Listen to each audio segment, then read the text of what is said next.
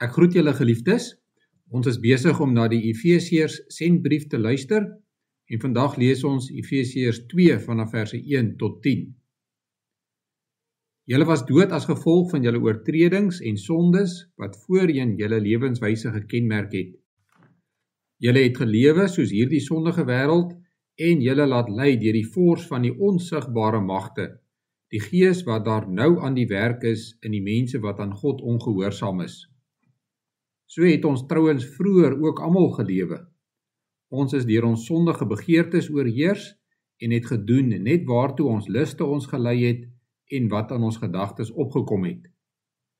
Vanweë ons sondige natuur sou ons net soos die ander mense deur God gestraf moes word. Maar God is ryk in barmhartigheid en het ons innig lief. Deur sy groot liefde het hy ons wat dood was as gevolg van ons oortredings saam met Christus lewend gemaak. Uit genade is julle gered. Ja, in Christus Jesus het hy ons saam met hom opgewek uit die dood en ons saam met hom 'n plek in die hemel gegee, sodat God ook in die tye wat kom sou laat sien hoe geweldig groot sy genade is deur die goedheid wat hy in Christus Jesus aan ons bewys het. Julle is inderdaad uit genade gered deur geloof. Hierdie redding kom nie uit julleself nie, dit is 'n gawe van God. Dit kom nie deur julle eie verdienste nie en daarom het niemand enige rede om op homself trots te wees nie. Nee, God het ons gemaak wat ons nou is. In Christus Jesus het hy ons geskep om ons lewe te wy aan die goeie dade waarvoor hy ons bestem het. Dit was Efesiërs 2 vanaf verse 1 tot 10 uit die woord van die Here. In die gedeelte wat ons vandag gelees het, kan ons hierdie 3 dinge oor ons redding leer. Eerstens, die lewe waarvan ons gered is, dit is in verse 1 tot 3. Tweedens, hoe ons gered is, dit is in verse 4 tot 7. En dan derdens, die lewe waartoe ons gered is, dit is in verse 8 tot 10. Kom ons kyk nou in die eerste plek na die lewe waarvan ons gered is, verse 1 tot 3. Die lewe waarvan ons gered is 'n lewe sonder God. En sonder God is ons mense wat ons doel mis. Paulus begin hoofstuk 2 vir die gelowiges wat voorheen heidene was, te sê dat hulle dood was. Paulus bedoel nie dat hulle fisies dood was nie, maar geestelik dood. Die woord dood het hier die betekenis van iets wat onbruikbaar of waardeloos is. Die gelowiges was dus nie vir God bruikbaar nie, toe hulle soos heidene gelewe het. Paulus sê dat hulle nie bruikbaar was nie as gevolg van hulle oortredings en sonde. Dit beteken dat hulle nie God se rigting gehou het nie, en dat hulle die grense oortree het, en dat hulle God se doel gemis het, soos 'n mens wat 'n teiken sal misskiet. Iemand wat God se doel mis, loop in die voetspore van Satan, die sondige wêreld en sy eie sondige begeertes. Die voetspore is selfgesentreerdheid en selfsugtigheid. Die duiwel se boosheid kom juis daarvan dat hy teen God in opstand gekom het. Hy wou God wees. Dit is hoogmoed en selfsugtigheid. Daarom leef die sondige mens net vir sy eie begeertes en belange.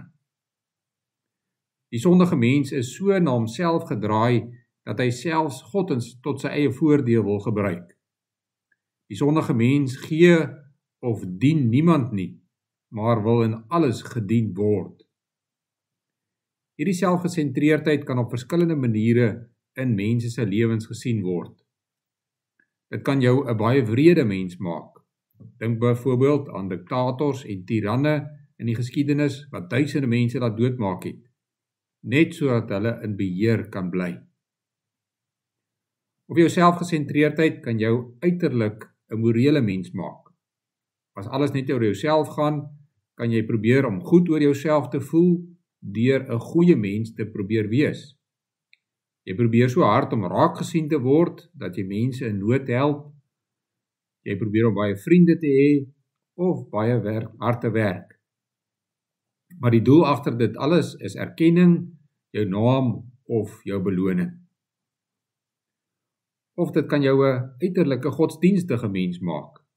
Jy probeer om God te gehoorsaam, jy bid en lees jou Bybel en jy woon eredienste by, maar jy doen dit alles sodat God jou moet seën en 'n goeie lewe moet gee. Wanneer jy dan deur swaar kry of beproewings gaan, is jy kwaad en opstandig, omdat God dit nie vir jou gee soos jy dit wou gehad het nie. Ons kan so maklik aan ander mense dink wat God se doel in hulle lewens mis. Maar Paulus dwing ons om raak te sien wat ons eie posisie was. Ons was veronderstel om saam met alle ander mense deur God gestraf te word. Die lewe waarvan gelowiges dus gered is 'n doellose lewe wat net oor jouself gaan. Kom ons kyk nou in die tweede plek hoe ons gered is. In vers 4 kry ons die groot maar wat ons redding beteken. Maar God is ryk in barmhartigheid en het ons innig lief. Ons kan ook vertaal, God is vol medelee en het ons baie lief. Hy wil ons help by die benarde posisie waarin ons onsself laat beland het. Sy liefde vir ons is nie net 'n gevoel nie, maar dit is 'n liefde wat iets aan ons situasie wil doen. Daarom het God ons saam met Christus uit die dood opgewek en ons 'n plek in die hemel gegee. Die verlede tyd word hier gebruik. God het ons uit die dood opgewek en hy het ons 'n plek in die hemel gegee. Hoe moet ons dit verstaan? Ons is mos hier. Ons het nog nie uit die dood opgestaan nie en ons is nog nie in die hemel by God nie. Paulus praat hier van ons opstanding en plek in die hemel in 'n wetlike sin. Jesus het ons losgekoop uit die mag van die sonde en ons 'n wettige plek in die hemel gegee. Wanneer jy in Jesus Christus glo, het hy vir jou sondes betaal en is jou sondes bedek vir God. God behandel jou as sy eie kind. Jy behoort nie meer aan die sonde nie, maar aan God, en jou plek by hom is seker. Wat is sonde? Sonde is om jouself in God se plek te wil sit. Wat is verlossing? Verlossing is God wat homself in ons plek gesit het, aan die kruis. Jesus het in ons stoel gaan sit, sodat ons wettiglik 'n stoel by God in die hemel het. Wil jy verlos wees van jou selfsugtigheid en jou selfgesentreerdheid? Kyk na Jesus Christus. Hy het jou verlos deur die radikale teenoorgestelde van selfsugtigheid. Hy het sy lewe gegee sodat jy kan leef. Wanneer jy besef wat hy alles vir jou gedoen het, het jy nie nodig om selfgesentreerd te wees nie. Want jy weet, ek het 'n plek by God in die hemel. Ek het klaar al die eer wat enige mens kan hê. Kom ons kyk nou in die derde plek na die lewe waartoe God ons gered het. Die lewe waartoe God ons gered het, is 'n geskenk van hom. Ons is nie gered deur 'n mooi lewe of iets wat ons gedoen het nie. Ons nuwe lewe is 'n geskenk van God. Ja, ook ons geloof wat ons aan Jesus Christus en sy verlossingswerk verbind, is 'n geskenk van God. Wat beteken hierdie waarheid prakties? Dit beteken dat nie net ons lewe na die dood 'n geskenk van God is nie, maar ook ons lewe nou. Alles wat ons is en het, is deur God aan ons gegee. Daarom het niemand enige rede om op homself trots te wees nie. Dit beteken tevredenheid. Ons is tevrede met alles wat God as geskenk vir ons gegee het, en dit sluit ook ons omstandighede in. Dit beteken dat ons ander mense aanvaar en vergewe, want ons weet dat ons nie beter is as ander mense nie. Dit wat ons het, is net God se genade. En dit beteken dat ons vir God se doel leef. Met die sonde mis ons God se doel, maar God het ons gered, sodat ons weer vir sy doel kan leef. Deur Jesus Christus is ons nie meer pile wat die teiken mis nie, maar wat die teiken in die kol tref. Ons moet nou mense wees wat God verheerlik in alles wat ons sê en doen. Kom ons bid saam.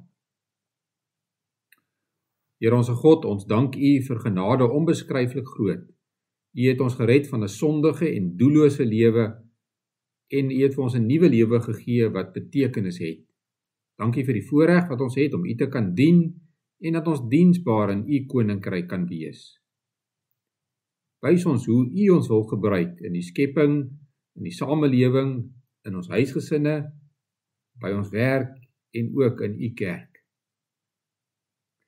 Ons doen voorbidding vir mense wat ly en swaar kry as gevolg van brande wat daar in ons land was. Ons vra dat U ook met hulle sal wees en dat hulle ook in hulle nood U sal ken. En dat U vir hulle ook uitkoms sal gee in hulle moeilike omstandighede. Ons doen voorbidding vir ons kinders en jong mense wat besig is met eksamen. Wil U ook met hulle gaan, hulle ly in die eksamen, dat hulle ook alles sal onthou wat hulle geleer het en dit ook sal kan weergee. Ons bid al die dinge deur U groot genade alleen. Amen.